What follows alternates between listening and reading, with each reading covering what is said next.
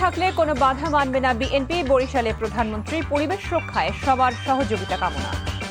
ঢাকায় অঝোর ধারায় বৃষ্টি, আজও জলাবদ্ধতা, বিভিন্ন স্থানে কিছুটা উন্নতি হলেও ভোগান্তিতে দুর্গতরা।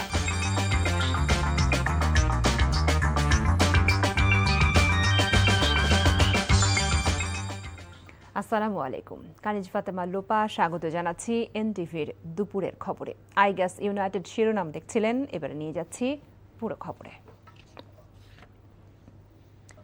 প্রধানমন্ত্রী ও বিএনপির চেয়ারম্যান তারেক রহমান বলেছেন, জনগণের সমর্থন যতক্ষণ বিএনপির সাথে থাকবে ততক্ষণ পর্যন্ত তার দল কোনো বাধা মানবে না। তিনি বলেন, বিএনপি জনগণকে সঙ্গী করে দেশকে সামনের দিকে এগিয়ে নিয়ে যাবে। পরিবেশ রক্ষায় বৃক্ষরোপণ এবং পরিচ্ছন্নতা অভিযানে সবাইকে এগিয়ে আসার আহ্বান জানান সরকার প্রধান। বরিশাল সফরে বৃক্ষরোপণ সহ একাধিক অনুষ্ঠানে তিনি সব কথা বলেন। আয়নাল আহমেদের ক্যামেরায় দেখুন হাসান মাহমুদের রিপোর্ট। আষাঢ়ের বৃষ্টিঝরা স্নিগ্ধতা নিয়ে মেঘ মেদুরে দিনে বরিশালের পথে পথে মানুষের ভালোবাসায় সিক্ত হন প্রধানমন্ত্রী তারেক রহমান। প্রধানমন্ত্রী হবার পর প্রথম বরিশাল সফরে গৌর নদীর বাটাজোর ইউনিয়নে পৌঁছে নতুন খনন করা সারিকল বাটাজোর খালপাড়ে গাছের চারা রোপণ করেন তারেক রহমান। পরে সমবেত মানুষের উদ্দেশ্যে প্রধানমন্ত্রী বলেন, পরিবেশ রক্ষায় সরকার বৃক্ষরোপণ সহ বিভিন্ন কর্মসূচি গ্রহণ করেছে। বিশ্বের উন্নত দেশগুলোর উদাহরণ টেনে তিনি বলেন, পরিবেশের ভারসাম্য রক্ষায় পরিচ্ছন্নতা অভিযানে সবাইকেই এগিয়ে আসতে হবে। সব জায়গায় যদি আমরা ময়লা ফেলি, আবর্জনা ফেলি, তাহলে এই খাল বিল সব ময়লা হয়ে যাবে, খাল বিল সব বন্ধ হয়ে যাবে। সারা দেশের খাল বিল যদি ঠিকঠাক থাকে তাহলে বন্যার সময় যেরকম ক্ষতি কম হবে, একইভাবে খালের পানিও পরিষ্কার থাকবে। যদি আমরা খালের যত্ন নেই, আমাদের নদীগুলোর যত্ন নেই, সেই পানি তো আমরাই ব্যবহার করি। পরে বাটাজোর সরকারি প্রাথমিক বিদ্যালয় মাঠে ফ্যামিলি কার্ডের উপকারভোগীদের সাথে মতবিনিময়ে অংশ নেন সরকার প্রধান। এ সময় প্রধানমন্ত্রী বলেন, আগামী বছরের মধ্যে 41 লাখ পরিবারের কাছে ফ্যামিলি কার্ড পৌঁছাবে তার সরকার। পর্যায়ক্রমে ফ্যামিলি কার্ড পাবে সবাই। আমরা চাই সকল ধর্মের মানুষকে একসাথে নিয়ে আমরা এই দেশকে পুনর্গঠন করতে চাই, আমরা এই দেশকে সামনে এগিয়ে নিতে চাই। বিএনপির সকল রাজনৈতিক ক্ষমতার উৎস জনগণ।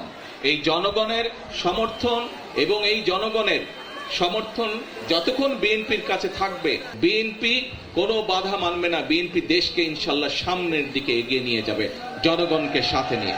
এরপর বরিশাল সিটি কর্পোরেশনের 30 গোডাউন বদ্ধভূমি সংলগ্ন সাগরদী খালের পাশে গাছ লাগিয়ে বৃক্ষরোপণ কর্মসূচির উদ্বোধন করেন প্রধানমন্ত্রী। পরিবেশ ও জলবায়ু রক্ষায় পরিবেশবিদ এবং জাতিসংঘের মতে একটি দেশের মোট আয়তনের 25% থেকে 30% বনভূমির প্রয়োজন, যা বাংলাদেশে এই মুহূর্তে নেই।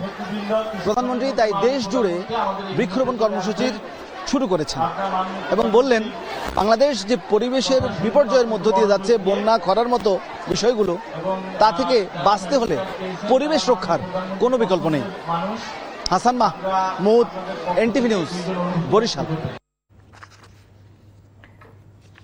আজও ঢাকায় সকাল থেকে অঝোর ধারায় বৃষ্টি ঝরছে। টানা ভারী বর্ষণে বিভিন্ন স্থানে সৃষ্টি হয় তীব্র জলাবদ্ধতা, ফলে বিপর্যয়ের মুখে পড়েছে নগর জীবন। সবচেয়ে বেশি সমস্যায় পড়েছেন খেটে খাওয়া ও অফিসগামী মানুষজন।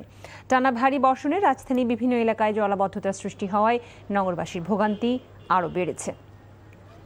আবহাওয়া অফিস জানিয়েছে, গত 27 ঘন্টায় ঢাকায় 110 মিলিমিটার বৃষ্টিপাত রেকর্ড করা হয়েছে, যা অতি ভারী বৃষ্টিপাত হিসেবে বিবেচিত। আবহাওয়াবিদরা বলছেন, জুলাই বৃষ্টিপ্রবণ মাস হয়, এই ধরনের বৃষ্টিপাত অস্বাভাবিক নয়। 5 জুলাই থেকে মৌসুমী নিম্নচাপের প্রভাবে দেশের বিভিন্ন এলাকায় বৃষ্টিপাত অব্যাহত রয়েছে। আজ বিকেলের পর বৃষ্টির তীব্রতা কিছুটা কমলেও আগামী 16 জুলাই থেকে আবারও বৃষ্টিপাত বাড়তে পারে। পুরো জুলাই মাস জুড়ে বৃষ্টিপাতের প্রবণতা থাকবে। এই যে ক্ষণস্থায়ী সিস্টেমের কারণে এবং পার্মানেন্ট সিস্টেমের কারণে বাংলাদেশের এই বৃষ্টিপাত অব্যাহত ছিল। আজকের পর থেকে এই বৃষ্টিপাত 13 তারিখ বিকেলের পর থেকে বৃষ্টিপাতের তীব্রতা কিছুটা কমে যাবে। 14 তারিখ 15 তারিখ পর্যন্ত বৃষ্টিপাতের তীব্রতা সারা বাংলাদেশে একটু কমে যাবে, কিন্তু 15 তারিখের পর মৌসুমী বায়ু আবার নতুন করে সক্রিয়তা বৃদ্ধি পাবে। সুতরাং 16 তারিখ থেকে বৃষ্টিপাতের তীব্রতা আবার আস্তে আস্তে করে বৃদ্ধি পাওয়ার কিন্তু সম্ভাবনা রয়েছে। এই মুহূর্তে রাজধানী গুলশান শাহজাদপুর এলাকায় আছেন সহকর্মী নাহিদ প্রিন্স। আমরা সরাসরি চলে যাচ্ছি নাহিদের কাছে। নাহিদ, ধারাবাহিকভাবেই আসলে বৃষ্টিপাত হচ্ছে, আজকের বৃষ্টিপাতের কি খবর আপনার কাছে আছে?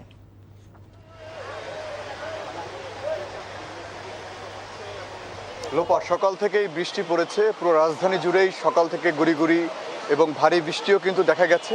তবে শাহজাদপুর এলাকায় যেটি দেখা গেছে সেটি হলো রাস্তা ভাঙন। গতকালকে যে বৃষ্টি হয়েছে সেই বৃষ্টির পরে এই যে পানির চাপ, সেই চাপের কারণে রাস্তা ভেঙে গেছে। আমরা দেখাই যে পুরো রাস্তা ভেঙে যে গুলশান শাহজাদপুর যে রোডটি রয়েছে সেই সড়ক জুড়ে পানির চাপের কারণে রাস্তা ফেটে গেছে, পুরো ভেঙে কিন্তু সেই হাতির ঝিলে পানি গড়িয়ে পড়ছে এক পাশের পানি আরেক পাশে। কারণ যে পরিমাণে পানি হয়েছে বৃষ্টিতে, জলাবদ্ধতা যে পরিমাণে ছিল, সেই কারণে পানি আসলে নামার কোনো জায়গা ছিল না। পুরো বনানী এলাকাও কিন্তু প্লাবিত হয়েছে, গুলশান এলাকাও প্লাবিত হয়েছে, আমরা দেখিয়েছিলাম। তো সেই পানি এখন সে শাহজাদপুরের সড়ক ভেঙে এখন গড়িয়ে পড়ছে। পুরো সবাই কিন্তু এই এলাকায় দেখছে যে এটি আসলে এর আগে কখনোই ঘটেনি এই ধরনের ঘটনা। পুরো এই যে শাহজাদপুর থেকে গুলশান যাওয়ার যে সড়কটি রয়েছে, পুরো সড়ক জুড়ে এখন গাড়ি চলাচল বন্ধ রয়েছে পুরোপুরি এই ঘটনার কারণে। মানুষজন দেখছে এই ঘটনাটি, কারণ এরকম পুরো পানির জোয়ার সেটি কিন্তু এর আগে কখনোই দেখা যায়নি। পুরো এই বৃষ্টির যে জলাবদ্ধতা সেটি ঢাকা শহরবাসীর জন্য খুবই একটি পরিচিত বিষয়, কিন্তু এই রাস্তা ভেঙে পানি নামার বিষয়টি সেটি কিন্তু এর আগে কখনোই দেখা যায়নি। তো এটি ঘটেছে পুরো রাত জুড়েই, এখানে রাস্তা ভেঙে ভেঙে পানি গড়িয়ে পড়ছে হাতির ঝিলে, সেই সড়ক ভেঙে যাচ্ছে, মানুষজন দেখছে আসলে মূলত এই সেই কাহিনী। আসলে এই ছিল আমার কাছে সবশেষ। লোপা, দর্শক, আমরা দেখছিলাম ঢাকায় বৃষ্টি পরবর্তী যেই পরিস্থিতি সেটি দেখছিলাম আমরা গুলশান এলাকা থেকে। চট্টগ্রাম, কক্সবাজার ও বান্দরবানের বন্যা পরিস্থিতির কিছুটা উন্নতি হলেও এখনও পানিবন্দী লাখ লাখ মানুষ। চরম দুর্ভোগে সময় পার করছেন বন্যা দুর্গতরা। পর্যাপ্ত ত্রাণ সহায়তা না পাওয়ার অভিযোগ করেছেন ক্ষতিগ্রস্তরা। অন্যদিকে সুনামগঞ্জে ভারী বৃষ্টি ও পাহাড়ি ঢলে সব নদী ও হাওরের পানি বৃদ্ধি পেয়েছে। প্রতিনিধিদের পাঠানো তথ্য ছবিতে দেখুন আহমেদ শরীফের ডেস্ক রিপোর্ট। চট্টগ্রামে বন্যার পানি কমতে শুরু করেছে, তবে কোথাও কোথাও সার্বিক বন্যা পরিস্থিতি অপরিবর্তিত রয়েছে। দক্ষিণ চট্টগ্রামের সাতকানিয়া উপজেলার কিছু কিছু এলাকায় এখনও বন্যার পানি রয়েছে। যেসব এলাকার পানি নেমে গেছে সেখানে দেখা যাচ্ছে ব্যাপক ক্ষয়ক্ষতির চিত্র। বান্দরবানের প্লাবিত এলাকাগুলো থেকে বন্যার পানি নেমে যাওয়ায় আশ্রয়কেন্দ্র ছেড়ে ফিরতে শুরু করেছে বানভাসীরা। পানি কমায় বান্দরবানের সঙ্গে চট্টগ্রাম সহ সারা দেশের সড়ক যোগাযোগ চালু হয়েছে। বৃষ্টি কমে আসায় কক্সবাজারের সার্বিক বন্যা পরিস্থিতি কিছুটা উন্নতির দিকে। তবে চকরিয়া, পেকুয়া ও মাতামুহুরী উপজেলায় এখনও লাখো মানুষ পানিবন্দী। বন্যা কবলিত এলাকায় এখনও ঠিকমতো ত্রাণ সামগ্রী পৌঁছাচ্ছে না। খাগড়াছড়ি জেলার সার্বিক বন্যা পরিস্থিতির উন্নতি হয়েছে, তবে দীঘিনালার নিচু এলাকার কয়েকশো বাড়িঘরে এখনও পানি জমে রয়েছে। ফলে অনেক পরিবার এখনও নিজ ঘরে ফিরতে পারেনি। রাঙ্গামাটিতে বৃষ্টি কমে আসায় বিভিন্ন উপজেলায় বন্যা পরিস্থিতি ধীরে ধীরে উন্নতি হচ্ছে, ফুটে উঠেছে বন্যার ক্ষয়ক্ষতি। অন্যদিকে সুনামগঞ্জের ছাতক অংশের সুরমা নদীর পানি বিপদসীমার উপর দিয়ে প্রবাহিত হচ্ছে। একইভাবে কুশিয়ারা নদীর পানি বিপদসীমা অতিক্রম করে উপজেলার রানীগঞ্জ, আশারকান্দি ও পাইলগাঁও ইউনিয়নের বেশ কিছু গ্রাম প্লাবিত হয়েছে।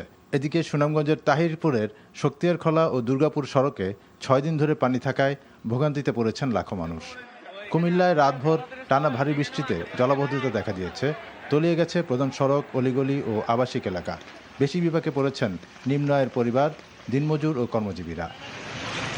আহমেদ শরীফ, এনটিভি নিউজ ডেস্ক।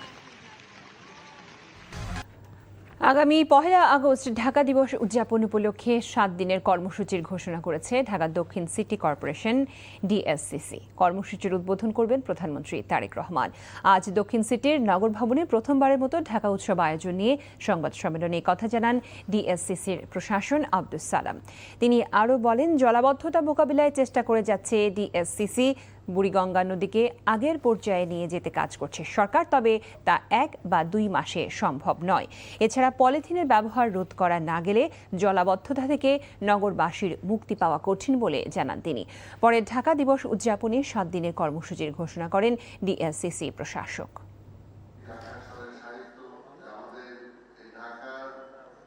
ঢাকাকে নিয়ে আড্ডা, আড্ডা হবে একটা দিনব্যাপী তো ফুড ফেস্টিভ্যাল সেটা থাকবে।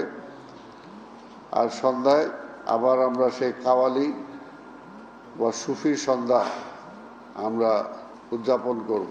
7 দিনব্যাপী চলচ্চিত্র প্রদর্শনী আমরা করার চেষ্টা করব।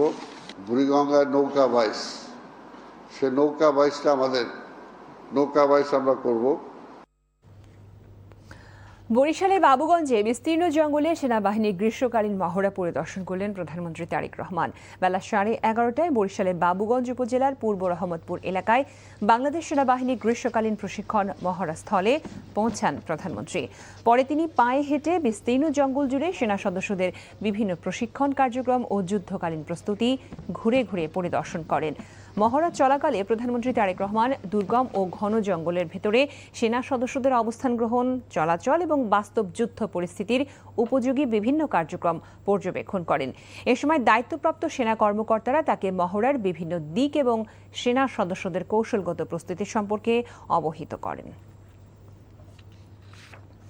দালালের কারণে দেশে অপ্রয়োজনীয় সিজারের সংখ্যা বাড়ছে মন্তব্য করে স্বাস্থ্যমন্ত্রী সরদার মোহাম্মদ শাখাওয়াত হোসেন বলেন, সব উপজেলা হাসপাতালকে 101 শয্যায় উন্নীত করার পরিকল্পনা নিয়েছে সরকার। সোমবার রাজধানীর একটি হোটেলে ব্র্যাক ও লেগো ফাউন্ডেশনের যৌথ উদ্যোগে আয়োজিত স্প্ল্যাশ প্রকল্পের উদ্বোধনী সেমিনারে তিনি এই ঘোষণা দেন। মন্ত্রী জানান, দালালের খপ্পর থেকে গর্ভবতী মায়েদের রক্ষা করতে এবং হাসপাতালের বাইরে নিরাপদ নর্মাল ডেলিভারি বাড়াতে দ্রুত মিডওয়াইফারি ও কেয়ার গিভার নিয়োগ করতে যাচ্ছে সরকার। এছাড়া 15টি সরকারি হাসপাতালে অত্যাধুনিক হেমাটোলজি মেশিন প্রদান করেছে একটি বেসরকারি প্রতিষ্ঠান। সোমবার কেন্দ্রীয় ঔষধাগার CMSD-তে স্বাস্থ্যমন্ত্রীর কাছে মেশিনগুলোর হস্তান্তর করেন তারা।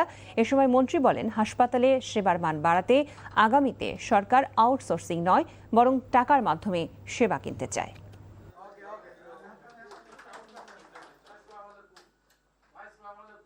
Outsourcing is a very bad system. এটা বিগত সরকার করে দিয়েছে। এখানে আমি আমার ভাষাগুলি বলতে চাই না, but it's a bad system. Outsourcing এর এখানে কোনো টেন্ডার সরকারের কোনো স্বার্থ নেই।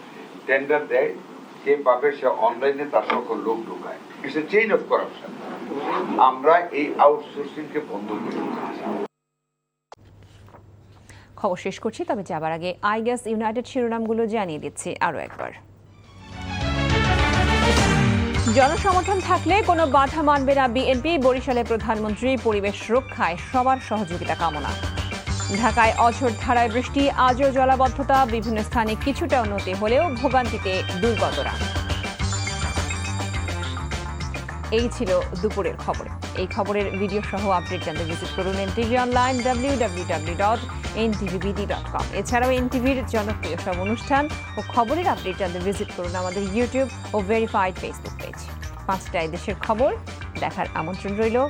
সবাইকে ধন্যবাদ।